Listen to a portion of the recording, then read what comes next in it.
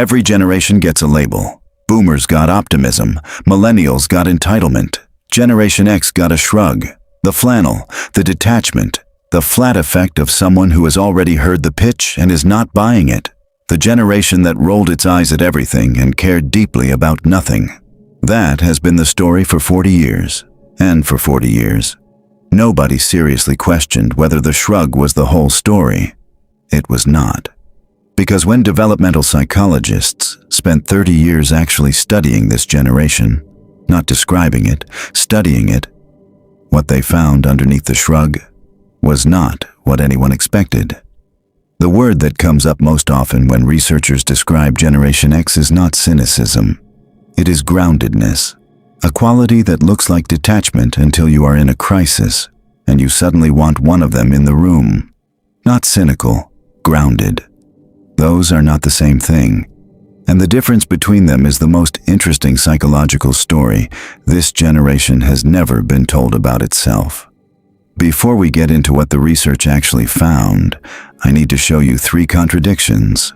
3 things about Generation X that do not make sense on the surface, and make complete sense once you understand what the empty house actually did. Contradiction 1. Generation X went through its formative years as one of the least parented, least nurtured generations in U.S. history. And yet, Gen X scores exceptionally high on independence, with both genders showing strong self-reliance. They start more businesses per capita than any other generation. They require less oversight than younger colleagues while demonstrating greater comfort with autonomous problem-solving. The least nurtured generation. The most self-directed adults. How? Contradiction 2.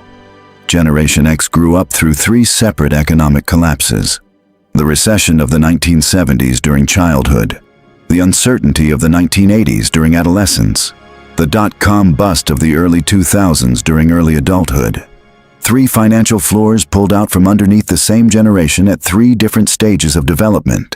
And yet, psychological data representing 3.4 billion people globally shows that Generation X demonstrates measurably higher psychological resilience compared to younger generations, with a distinctive blend of independence, pragmatism, and adaptability. 3 collapses. Higher resilience than everyone after them. How? Contradiction 3.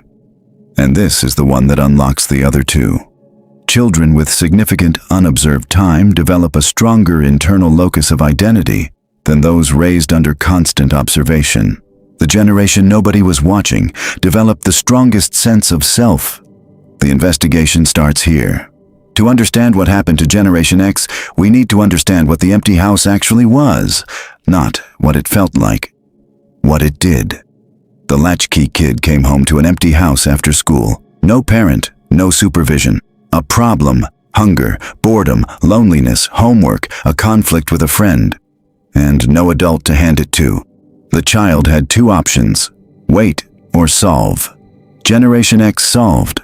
Kids who had to manage their own time, solve their own problems, and entertain themselves without adult direction developed executive function skills earlier than heavily supervised peers.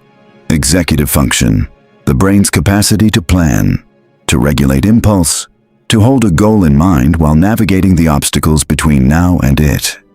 The cognitive capacity that neuroscience now identifies as the single strongest predictor of adult outcomes across career, relationships, health, and financial stability.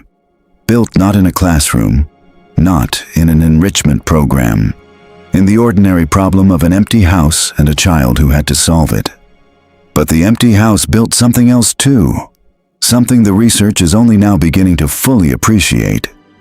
A study published in the Journal of Social Behavior and Personality surveyed 500 adults on their comfort with solitude. The researchers found that people who reported greater comfort being alone showed lower depression, fewer physical symptoms, and greater life satisfaction. The capacity to be alone was not just a nice personality trait. It was a measurable neurological advantage. And Generation X, through thousands of afternoons of enforced solitude, built that capacity without knowing it was building anything. The garden hose in the front yard, the bicycle with no helmet and no schedule, The Saturday afternoon that belonged entirely to the child, because no adult was available to program it.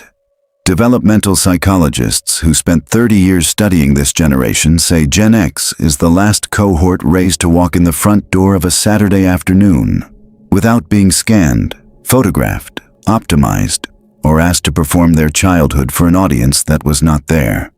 The last generation whose childhood was private. And privacy, it turns out, is where the self gets built. Not the performed self, the actual one. The one that knows what it thinks before it checks what everyone else thinks. The one that can sit in a room alone without reaching for a screen to escape the silence. The one that can face a crisis and not need someone to tell it what to feel about the crisis before it decides what to do about it. That is what the empty house built. Not damage, architecture. But here is what a complete investigation cannot leave out. The Latchkey kid training pays dividends in short-term crises. It is a shakier, long-term strategy. Gen Xers who grew up watching their parents work through recessions and layoffs without falling apart internalized a model of stoic endurance.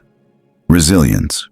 Yes, but sometimes at the cost of recognizing when the situation actually calls for support rather than just more endurance. The same nervous system that learned to manage alone in the empty house sometimes cannot ask for help in the full one. The child who solved every problem alone became the adult who believes every problem should be solved alone. The strength and its shadow share the same origin. The same Tuesday, the same empty kitchen, the same child who learned correctly, necessarily, at the time, that the problem was theirs. Understanding that is not a criticism of the generation. It is the completion of its portrait. The shrug was never cynicism. It was the expression of a generation that learned very early that the world was not going to stop and ask how it was doing, and decided that was fine. It learned to be fine with that. And the learning was real, the fine was real, and the cost of the learning, the difficulty of unlearning it when the situation finally calls for something other than fine, that is real too. So here is what the evidence says. Generation X was not the forgotten generation.